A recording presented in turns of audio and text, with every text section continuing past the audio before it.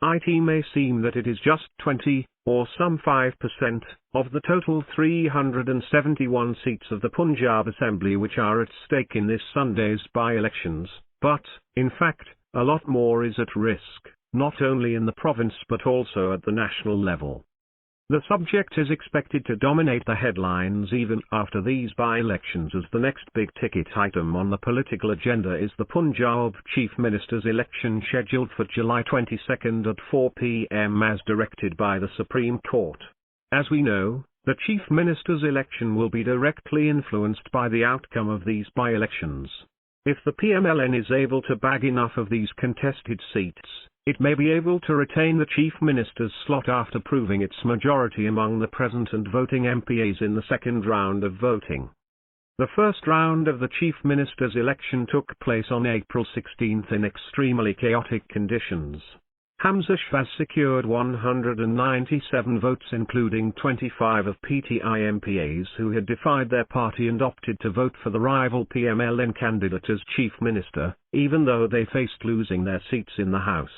After the Supreme Court order of May 17 declared that the votes of defecting legislators would not be counted in specified assembly proceedings, including the election of Chief Minister, Hamza Shahbaz's tally reduced by 25, bringing it down to 172, which ended up being 14 short of the magic number of 186, more than half of the total membership of the Assembly, needed to win the first round.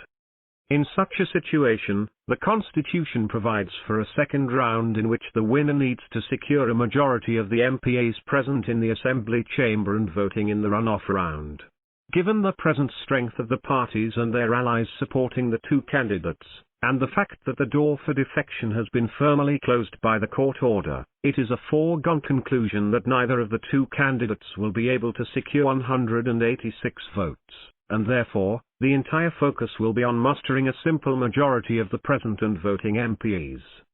The critical nature of these elections and the ever-rising toxic rhetoric have made the electoral scene combustible.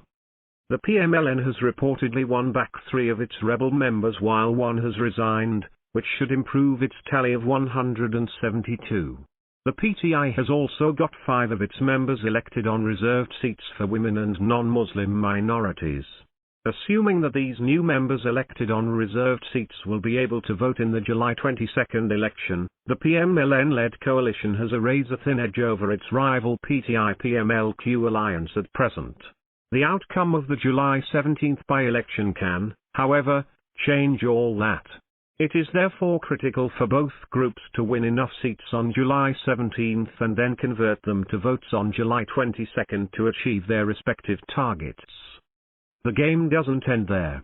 A change of government in Punjab, the largest province comprising more than half the country's population, may unsettle the weak federal government and trigger a domino effect, leading to fresh elections for which neither the Election Commission of Pakistan, ECP, nor the economy is ready. Let us recognize that despite its messy sideshows, the democratic process and the rule of law is at play.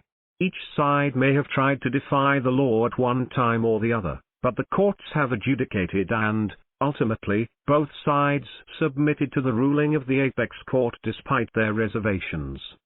The ECP appears to be vigilant and alive to the critical nature of the by-elections. It has deployed district monitoring teams, which should be preventing on-the-spot violation of election laws and the code of conduct such as overspending. Elections are a civilized way of settling disputes and finding a way forward, and it is important for everyone in this country that this peaceful method of moving forward should succeed. There are, however, numerous challenges. The critical nature of these elections and the ever-rising toxic rhetoric by both parties, especially the PTI during the past few weeks, have made the electoral scene combustible. The PTI continues to accuse the ECP and its chief of being partial, without producing any evidence. It has alleged that officers of the armed forces and intelligence agencies are conspiring to rig the elections. It has even blamed the Superior Court judges for politicking. This line of campaign is going to put state institutions under tremendous pressure and may compromise their performance on the one hand and encourage party supporters to lose trust in the institutions and take the law into their own hands on the other. This will be a very irresponsible and short-sighted approach, which may lead to extremely tragic consequences. The maintenance of law and order by the civil administration, police and the armed forces summoned by the ECP and the holding of free and fair elections are the two most important tasks at hand. Political parties, through their rhetoric, should help in this task and not make the job more difficult.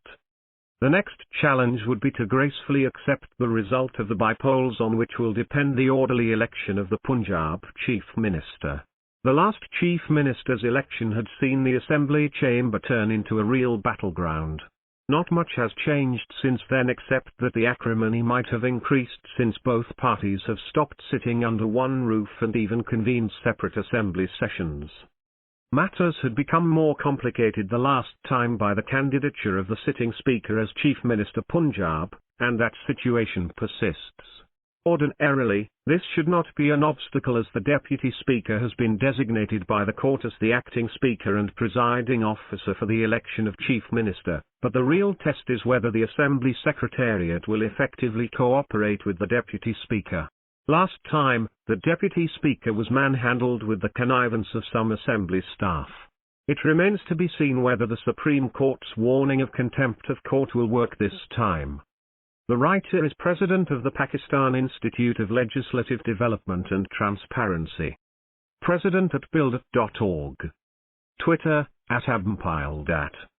Published in Dawn, July 16, 2022.